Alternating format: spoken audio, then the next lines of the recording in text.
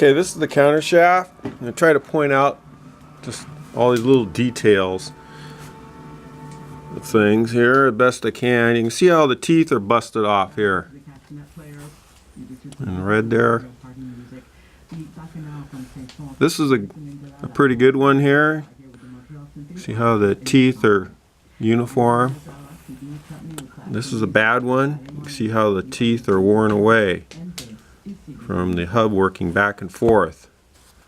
This is the hub. You can see that ring that's around that. That's really not supposed to be there. It's supposed to look more like that, where it's flat. You can see where the ring was touching, but it's still flat. Here's another one that's beat up in a different way. And a guy could probably use these, but I'd recommend having a thin washer made to put between this and the snap ring. This is the slot where the snap ring goes. And this is the 5th gear that sits over the end of that shaft. The diameter of this hole is 1.161, and on this type it's 1.102. Both of them fit on the shafts. The shafts are always the same, it's just the gear that's different. You can see there's a different type of bearing. This one has larger rollers than that one. The other thing that's different on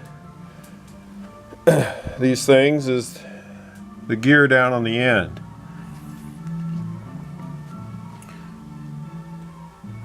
I mean, the shafts are identical except for that. That's the only thing that can be different. And the diameter overall of the gears is different. You can see the difference there. Okay, the 1.157 would be for the late model, and the 1.233 would be for the earlies, 83 to 85, maybe even 86, I'm not really sure. I plan to salvage this shaft. You can see I took the snap ring, which was quite a bit bigger than it was supposed to be, but I used some channel lock pliers, these things, and carefully squished it, and rotating it as I squished it until I got it to fit tight on the shaft. So I'm going to do is I'm going to grind off these teeth. They're not necessary for anything except holding back this snap ring. So I'm going to grind back these teeth and have them cut a new groove in here for the snap ring, and then I'm going to have a special spacer made to go between the snap ring and the hub to get a tight fit.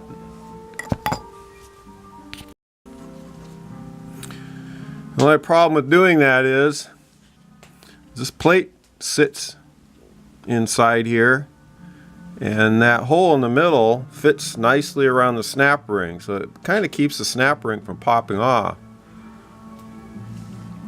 So what I'll have to do is cut this out, enlarge the hole, because I won't need that anymore, and make my spacer to fit in whatever hole is in this thing, and that'll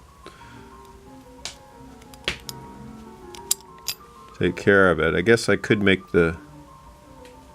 I don't know what I can do. I guess I won't have anything around the snap ring to hold it tight like this does, but I don't think I'm going to have a problem there. While we're talking about 5th gear here, I guess another thing to check. These are the Synchromesh teeth, I call them. They got a sharp edge right here. If that's all banged up and rounded over, then you probably should replace it. It might not stay in gear. Put the synchro on and look at the gap.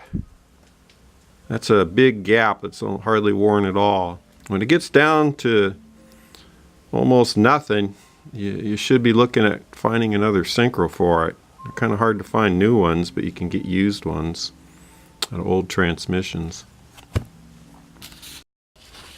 This bearing, I've replaced one or two of these bearings, but really they probably weren't bad. I've never really encountered what I'd call a bad one. If you hold that shaft in your hand and cup that bearing and then rotate the shaft, if it's silent, it should be good. You can see this one's got some burnt edges. That's because this transmission was ran low oil. So I don't really plan on using this shaft. You can see how dark that is.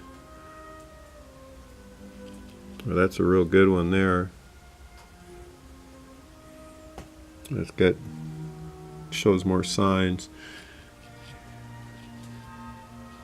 Anyway, I don't trust that one, so I'm saving it for when there's no other thing available. One last thing on the fifth gear. Look at the teeth inside the hub. If they're worn pretty bad, you probably ought to get another hub. I mean, if you can put this on the shaft if it slides on real easy and you can wiggle it back and forth like this a lot, then you know it's pretty obvious.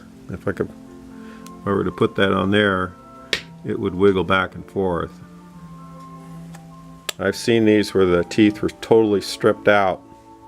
This is just spinning free. The synchro teeth for fifth gear are 0.724 overall length. This one has that mark on the side. Others say 53 on the back. These are the different detents for the synchros. This is starting at the back end of the transmission. This is for the granny gear. This is for the first, second gear. Has a 51 on it. This is for the third and fourth gear. See, it's flat on the back and it has a spring under it instead of this type of a spring. And this is the fifth gear one. There's a 53 on the back. That's what it looks like on the top.